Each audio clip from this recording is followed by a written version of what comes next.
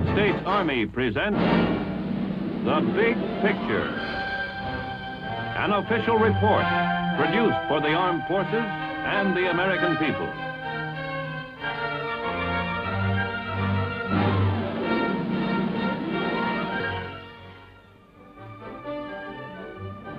When you're in the Army, you get a chance to do a lot of traveling, see a lot of sights, and meet all kinds of interesting people. For me, some of the most interesting have been right here in our own country. My name's Sergeant Stuart Queen, host for The Big Picture. A good percentage of ideas for The Big Picture is taken right out of our history books. Other stories feature current Army activities of interest to the nation. But once in a while, something unusual comes along, tying in the present with the past, and we come up with a warm, human interest story. In my work, I get around the country quite a bit. It's part of my job. And whenever I'm in this particular vicinity, along this stretch of road, I stop by a quaint little restaurant called Charlie's Harbor Inn. Because it was here at Charlie's, this story happened some months ago. It was right here I discovered for myself that truth can be stranger than fiction.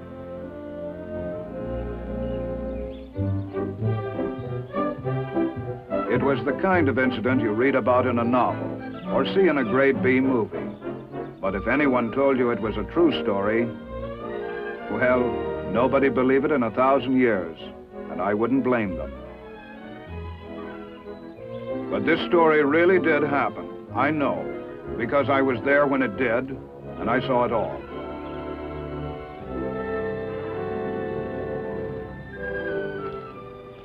Anything wrong, officer? This your car? Yeah, why? That's why. So help me, officer. I didn't even know it was there. Let me see your license. Well, look, officer, I've only been here about 10 minutes. Yeah, I know. I was just making an important phone call.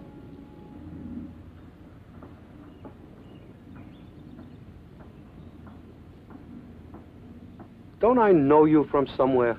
Now, look here, officer. I'm an honest, law-abiding citizen. I've never been in trouble with the police or anybody else. Why, I never even... Hey, okay, forget it. You ever been in the service? Yeah, but what's that got to do with it? Never mind that. Just answer the question. When did you serve? World War II, in the Army. Where? What part of the world? The Pacific. Say, what is this, an Inquisition? Take it easy, buddy. Take it easy. Where in the Pacific?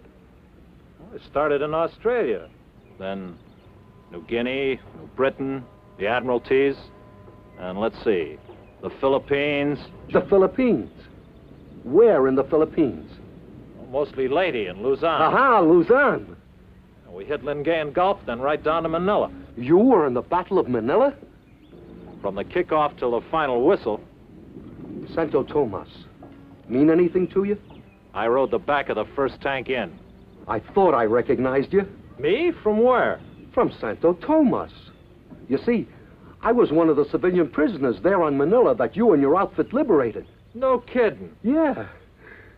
Well, if this ain't the... Look, you got a minute? Sure. Let me buy you a cup of coffee? Yeah, sure. Look, whoever thought that... Nobody ever believe it, I know that. After all these years... Here was a veteran of World War II, and here was a man he helped liberate. Both meeting for the first time since that historic Battle of Manila in 1945. Peg, will you get us a couple of cups of coffee? 2 cups of coffee? As I said before, a true story, stranger than fiction, taking place right before my eyes. Man, you've added a few pounds here and there. Food's better over here, and the wife's a good cook. Say, don't I remember your wife at Santo Tomas? Kind of frail? That's right. After you arrived, we had to take her out on a stretcher. How is she now? Couldn't be better. Matter of fact, we got 4 kids. 4? Yeah. That's great. My wife and I often talk about those days. We never did get much of a chance to thank you and your outfit for liberating us. I'll never forget the first day you arrived at Santo Tomas. How'd your outfit get there so soon? Well, it was all part of the stepped-up liberation of the Philippines. As I recall... You really want to hear about it? Yeah, I sure would. Well, as I recall, the GIs had taken Leyte and landed on Mindoro, the island directly south of Luzon. So my outfit and a lot of others were ready for the main event. We hit the beach at Lingayen Gulf, about 100 miles north of Manila. We thought we'd be moving right into the teeth of Jap resistance, but we were wrong. That was to come later.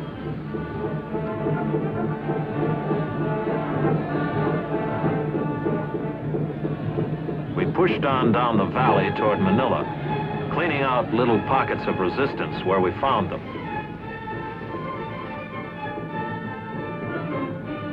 Out ahead of us, Air Force and Navy planes were softening up the way.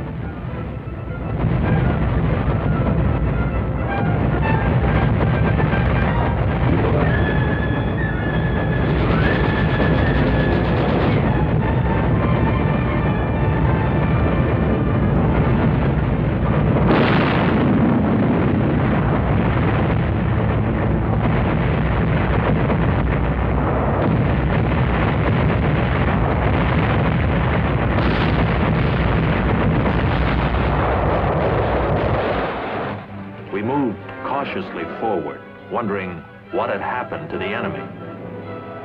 And for a while there, it looked like we were tourists having ourselves a real ball. Along the way, one of the GIs picked up an innocent-looking piece of paper, which turned out to be a Japanese field order. It stated, "All Filipinos found on the field of battle were subject to immediate execution." This applied to all Filipinos in Manila. Filipino guerrillas brought in reports that American and Allied prisoners were starving and being mistreated in the city. So we stepped up the pace in the outskirts of Manila and finally established contact with the enemy. But we soon lost it, and we realized that the Japs were withdrawing to the heart of the city. At Grace Park, where the monument stands, snipers took pot shots at us and slowed down our advance somewhat. And the only satisfaction I recall here was that my outfit was the first to enter Manila proper.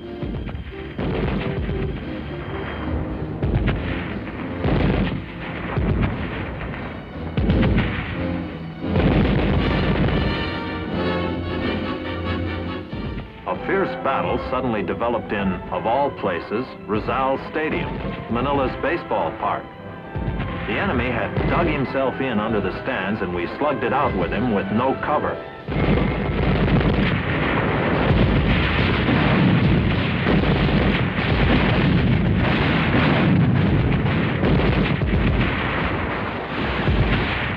Rizal Stadium, a baseball park. No game today.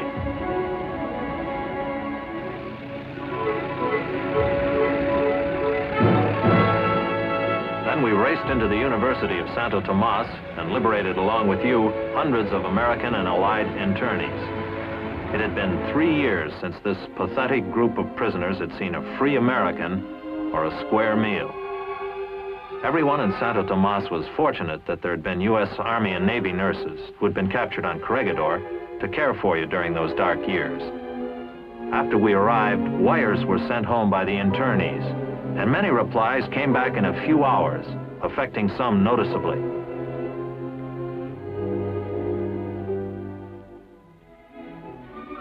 But for everyone, the liberation was a big celebration party.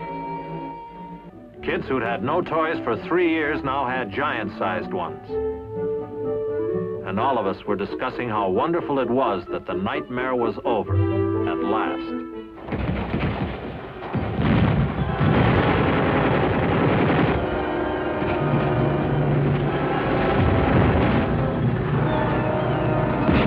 But the nightmare wasn't all over. The enemy started shelling us at Santo Tomas. We saw internees who'd survived the 3 years as prisoners killed by the incoming fire. I'll never forget how the shelling of this non-military target continued for several days while we evacuated the seriously ill and injured. Finally, the shelling of Santo Tomas let up, The Japs needed their artillery fire more urgently elsewhere. Then the internees were evacuated to the States, most of them by plane. But I guess you'd remember more about that evacuation than I would. I'll never forget it.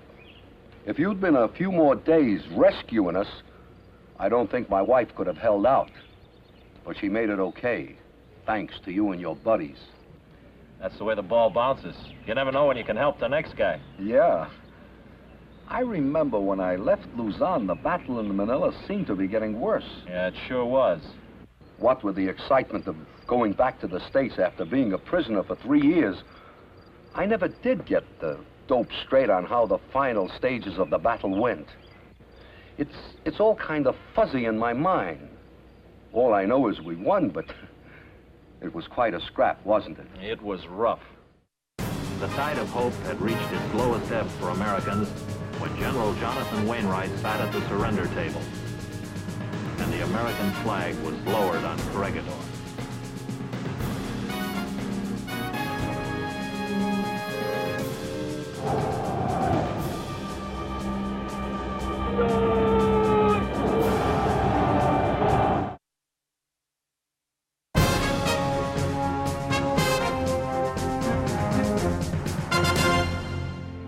Several times we saw General MacArthur supervising the direction of battle.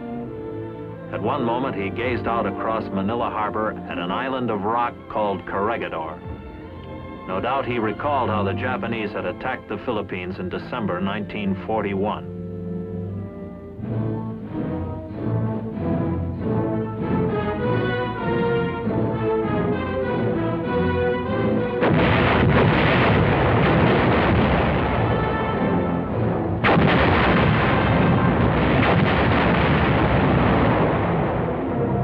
Then in May 1942, the enemy swarmed over Corregidor.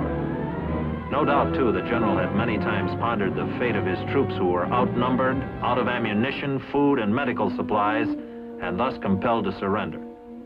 The tide of hope had reached its lowest ebb for Americans when General Jonathan Wainwright sat at the surrender table, and the American flag was lowered on Corregidor.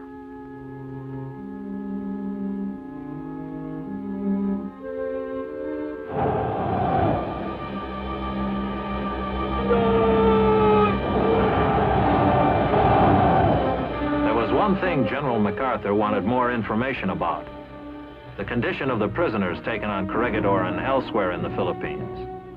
The word had gotten around about the death march, the forced march of the American prisoners by the Japanese, which caused many to die. These were the troops the general had in mind when he returned to the Philippines. The general had all of those depressing memories of 1942 to consider while he directed the battle in Manila 3 years later, during February 1945. An isolated pocket of Jap resistance developed in Manila's city prison, called Bilibid. Filipinos brought in word that American prisoners, many captured on Corregidor, were being held in Bilibid. We stepped up the attack and raced toward the city prison.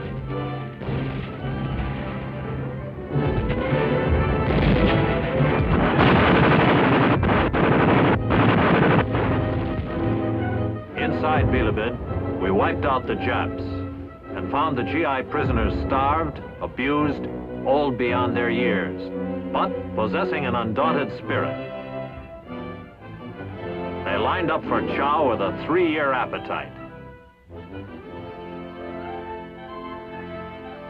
These were young fighting men on Corregidor. Now they were no longer young, but they were alive. While the battle raged on, preparations were made for an aerial invasion of Corregidor. For Manila could not be secure without Corregidor in our hands. A parachute jump would be coordinated with an amphibious landing on the island fortress. Air Force and Navy pounded the rock while the troop carriers flew in the parachutists.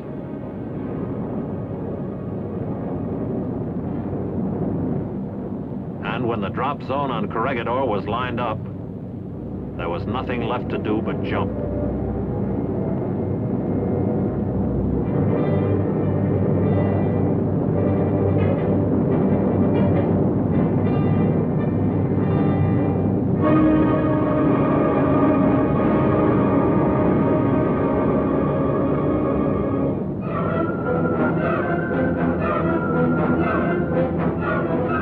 supplies were dropped right where they were needed.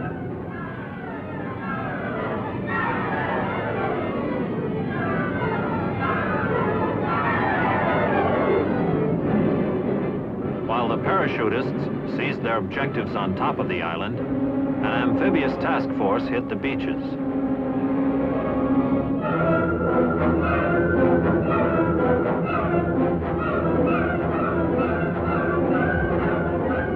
Another airdrop of supplies, for at first, everything was delivered by parachute.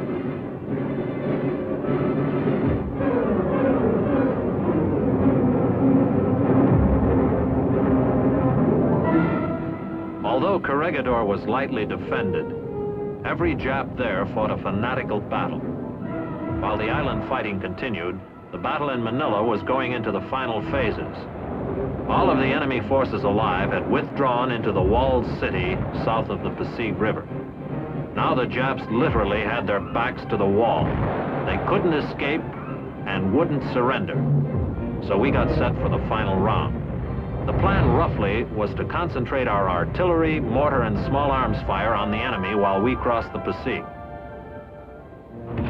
Wire communications were strung to assure the closest coordination of overhead fire.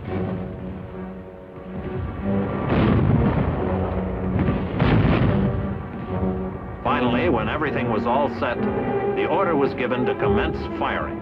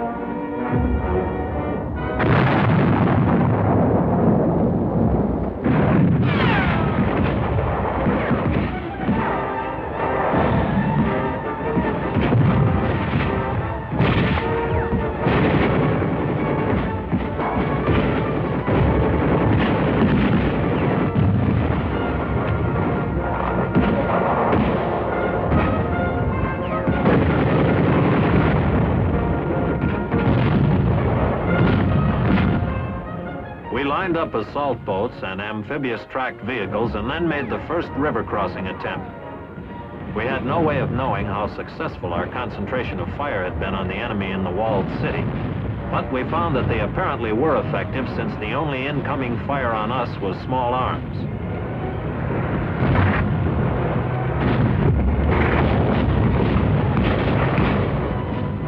Soon we were pouring across the river, getting established on the south side and moving toward the closest wall of the walled city.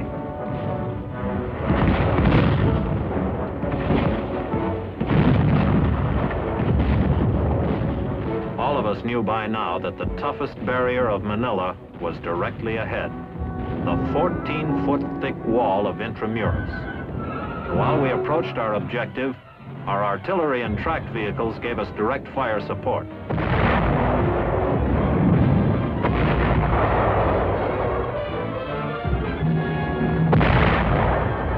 Between the river and the walled city was an open park area.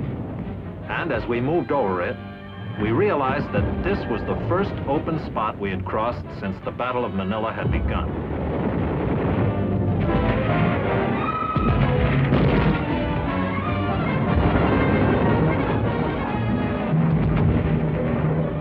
The closer we got to the walled city, the more we saw of the effectiveness of our artillery and mortar fire in softening up the enemy positions. Filipinos willingly pointed out prepared defensive positions of the enemy.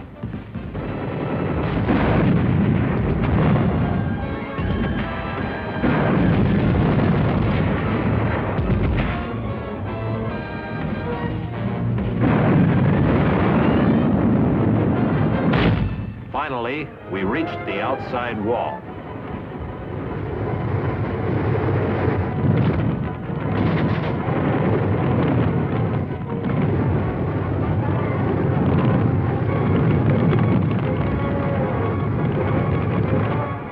It took a great deal of probing to find the proper place to make the assault. For breaching this fortress was no easy matter regardless of how much artillery we had poured into it. But we finally cracked it.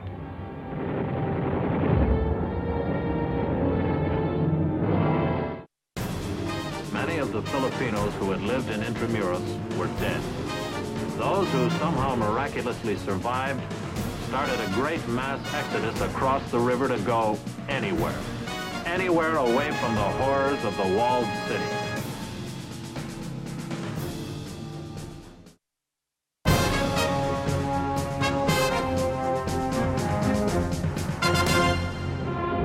Once inside Intramuros, the city within the walls, the battle was suddenly over.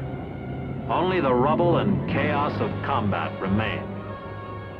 And among the debris, we found human wreckage.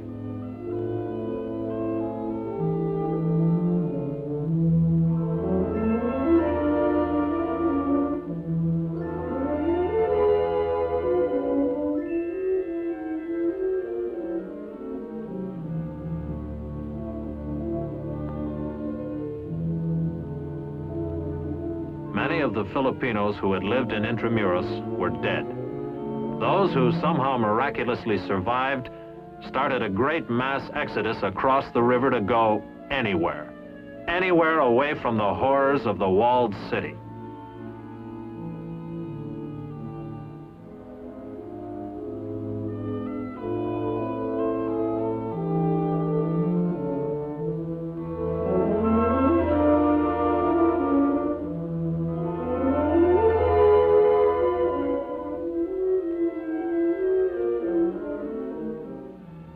Although the fighting in Manila was over, there still was one more military action to be taken.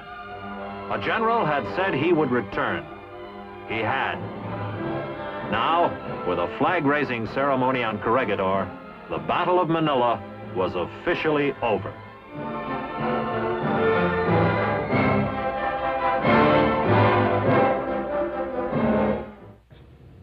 And that's how the Battle of Manila went. It was a rough one. Gruesome at times. And I thank my lucky stars I got out of it okay. Some of my best friends didn't. Maybe you'll understand how indebted I feel towards them. Yeah, I guess so. Look, you gotta come out to the house and see the wife. I can't tell you how happy she'll be to meet you again. Why don't you come out some night for dinner? Soon. Whatever you say. Good.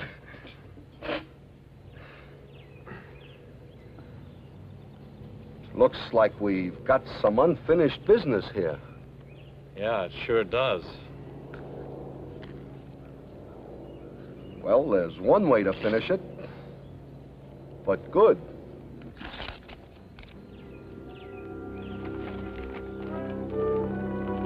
That's just the way it happened, and a good finish it was for a true story. In an important sense, the incident has meaning for all of us, for it brings into sharp focus the great sacrifices and courage which typify our armed forces. It is this type of unsung action that gives depth and meaning and purpose to military history and to a country's heritage. Oh yes, one more thing I'm sure about. It'll be a long time before I can forget Charlie's place. It will always remind me of a certain careless motorist and a good-natured, forgiving cop.